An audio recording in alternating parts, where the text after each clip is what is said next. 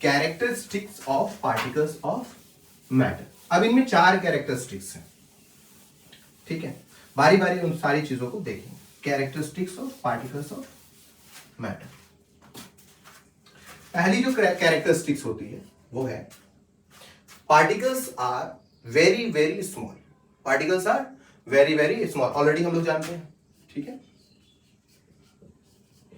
Particles are very very small, particle बहुत ज्यादा छोटे होते हैं। अब इन चीजों को हम लोगों ने 3 एक्सपेरिमेंट में ऑलरेडी देख रखा है, अगर देखना है तो एक और देखो एक्सपेरिमेंट, है ना। इस चीज को करने के लिए हम क्या करते हैं, ये पता लगाते हैं कि पार्टिकल वाकई में बहुत ज्यादा छोटे होते हैं क्या।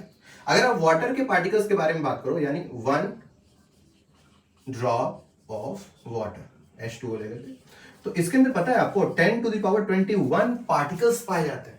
यानी अगर मुझे काउंट खुद करना हो तो सीरियसली 1 10 100,000 10,000 करते करते मैं लास्ट में जाके फंस जाऊंगा, क्योंकि उसके आगे की काउंटिंग मुझे नहीं आती।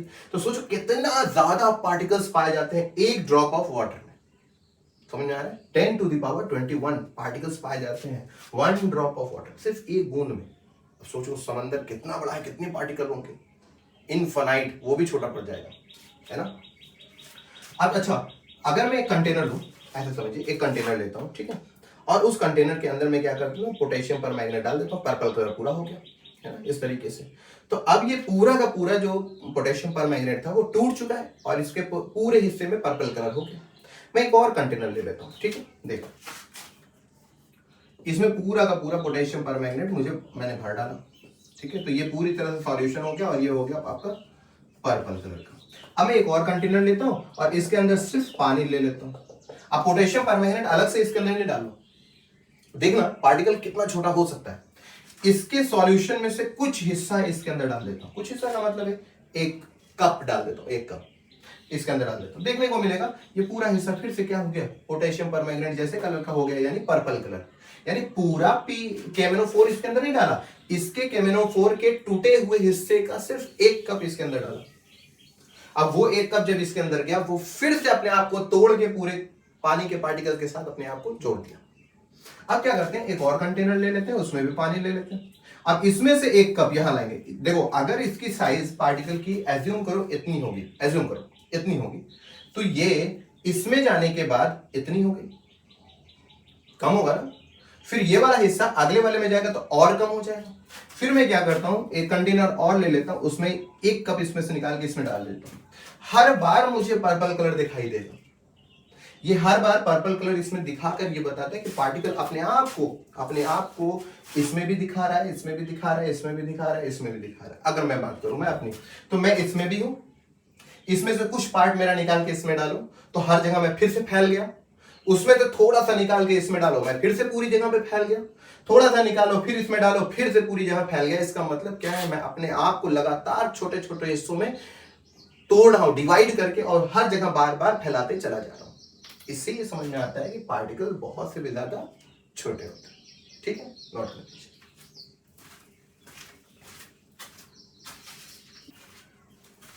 हो गया। चलिए अब दूसरी कैरेक्टरिस्टिक्स को देखते हैं, और वो कैरेक्टरिस्टिक्स कहती है कि पार्टिकल्स जो मैटर होते हैं, उन मैटरों के पार्टिकल्स में स्पेस पाया जाता है। वो दूसरी कहती है particles of matter have space between them। यानी मैटर के जो पार्टिकल्स होते हैं उनके बीच में गैप पाया जाता है। ये दूसरी खासियत है, बड़े आसान तरीके से इसको समझा जा सकता है। देखो क्या बड़ा फेमस एग्जांपल है। चलिए हमने एक ग्लास लिया और उस ग्लास में पानी का इतना हिस्सा भर लिया। अब यहां पर हमने एक मार्क लगा लिया, ठीक है, और इसके अंदर हम लोगों ने क्या डाल दिया, थोड़ा सा शुगर डाल दिया, शुगर डाल दी 2 चम्मच 3 चम्मच इसमें हमने शुगर डाल दिया। अच्छा, शुगर डालने से पहले आप देखो कि ये आपका क्या है, ये आपका वाटर है, और वाटर आपका क्या होता है, वाटर है आपका मैटर, क्योंकि ये ऑक्यूपाई स्पेस करता है और इसके पास कुछ ना कुछ थोड़ा बहुत मास भी होता है, चलिए ठीक है भाई। अगर ये मैटर है तो ये पार्टिकल से बना होगा, हाँ भाई ये भी बात सही है। अब शुगर को इसके अंदर डाला गया, अब जब शुगर नीचे की तरफ जाएगी यहाँ पर, ठीक है, तो क्या करना चाहिए था, शुगर भी तो एक तरह का मैटर है, तो वो शुगर यहाँ पर जाने के बाद ऑक्यूपाई स्पेस करना चाहिए था, वाटर के लेवल को बढ़ा देना चाहिए था, थोड़ा सा तो बढ़ेगा। कौवे वाली कहानी सुने, पत्थर के टुकड़े को घड़े में डाला तो ऐसी सूरत में पानी ऊपर की तरफ आया, जितना डाले पानी उतना ऊपर आया, क्योंकि पत्थर घड़े के अंदर क्या कर रहा है, ऑक्यूपाई स्पेस कर रहा है। तो ये भी क्या कर रहा है, ऑक्यूपाई स्पेस करना चाहिए। चलिए ठीक है, हाँ सर ऑक्यूपाई स्पेस करना चाहिए, वाटर लेवल बढ़ जाना चाहिए। हम क्या करते हैं, थोड़ा सा इसको चम्मच से स्ट्रेट कर देते हैं, घुमा देते हैं। कुछ वक्त के बाद हम देखते हैं शुगर जो होती है वो गायब हो जाती है। कहां जाती है, गायब हो जाती है। चलिए अच्छा, मिस्टर इंडिया होगी, अगर ये गायब हो जाती है तो ये कहीं तो जाती होगी, कहां जाएगी, देखने को मिला। अगर मैं यहां से एक चम्मच पानी निकालूं और टेस्ट करूं तो पता चला शुगर यहां है, मीठापन, यहां से निकालो यहां मीठापन, यहां से निकालो यहां मीठापन, यहां से निकालो यहां मीठापन। इसका मतलब ये है कि शुगर इस वाटर के हर हिस्से के साथ अपने आप को घोल ली, मिला लिया, ठीक है। अच्छा अब जरा लेवल ऑफ वाटर को देखो, लेवल ऑफ वाटर कहीं चेंज नहीं हो, वहीं का वहीं है। तो शुगर गई कहां, शुगर पानी के अंदर गई। अब पानी के अंदर जाने का मतलब यह हुआ क्या पानी के अंदर जगह है, अगर पानी के अंदर जगह नहीं होगा तो चीनी उसके अंदर जाएगी कैसे। इससे यह पता चला क्या कि वाटर लेवल बढ़ा नहीं, चीनी यहां से गायब हो गई, तो चीनी गई कहां, पानी से बाहर तो निकली नहीं, हर जगह चीनी ही चीनी है। इसका मतलब यह बताता है कि शुगर का जो पार्टिकल्स है, ये मॉलिक्यूल स्ट्रक्चर ऑफ वाटर बना रहा हूं ताकि और आसानी से समझ में आए। जो शुगर का जो पार्टिकल्स है वो वाटर के इन स्पेसेस में जाकर क्या कर लिया, अपने आप को एडजस्ट कर लिया। मतलब पानी के अंदर क्या पाया जाता है, स्पेस पाया जाता है। तभी ना हम लोग जब तैरते हैं तो अपना हाथ पानी के अंदर डाल पाते हैं। किसी चीज के अंदर अपना हाथ का डालना, पानी के अंदर अपना हाथ का डालना, ये बताता है कि पानी के अंदर जगह है ना। हम इस बोर्ड के अंदर अपना हाथ क्यों नहीं डाल पाते, वजह क्योंकि बोर्ड के अंदर जगह नहीं है उतनी सफिशिएंट। लेकिन वाटर के, अगर ये वाटर होता तो हम आराम से हाथ डाल देते हैं, इसका मतलब उसके अंदर जगह है, ठीक है। अब क्या होता है कि पानी के अंदर कुछ ना कुछ तो जगह है, इन जगहों के अंदर शुगर के पार्टिकल्स क्या करते हैं, अपने आप को एडजस्ट कर लेते हैं और वाटर का लेवल नहीं बढ़ाते। इससे यह साबित होता है कि पार्टिकल्स ऑफ मैटर के अंदर क्या पाया जाता है, स्पेस पाया जाता है। समझ में आया, चलिए नोट कर लीजिए इसे।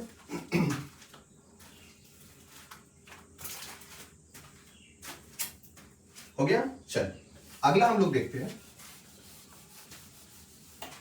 तीसरी प्रॉपर्टी या कैरेक्टरिस्टिक्स कह सकते हैं, तीसरी कैरेक्टरिस्टिक्स वो क्या है, particles of matter are continuously moving। यानी पार्टिकल्स ऑफ मैटर जो होता है वो लगातार मूव करता है। अब इसको एक्सप्लेन करना है ना, ऑलरेडी आपने पढ़ रखा है। देखिए क्या था, ब्राउनियन मोशन में पार्टिकल का zigzag मूवमेंट में मूव करना बताता है कि कंटिन्यूअसली मूविंग, ठीक है। अगर मैं एक अगरबत्ती इंसेंस स्टिक को एक कॉर्नर में जला दूं, ठीक है, और दूसरे कॉर्नर के रूम के दूसरे कॉर्नर पे जाके खड़ा हो तो मुझे उसकी स्मेल आएगी। मतलब क्या हुआ कि पार्टिकल्स आप तक पहुंच रहे हैं, किसके पार्टिकल्स पहुंच रहे हैं, वो इंसेंस स्टिक के पार्टिकल्स पहुंच रहे हैं। अगर इंसेंस स्टिक के पार्टिकल्स यानी अगरबत्ती के पार्टिकल आप तक नहीं पहुंचते तो अगरबत्ती की स्मेल क्या आपको मिलती, नहीं मिलती। दूर खड़े इंसान को अगर अगरबत्ती, जली हुई अगरबत्ती की स्मेल पहुंच रही है, इसका मतलब है कि उसके पार्टिकल वहां तक गए।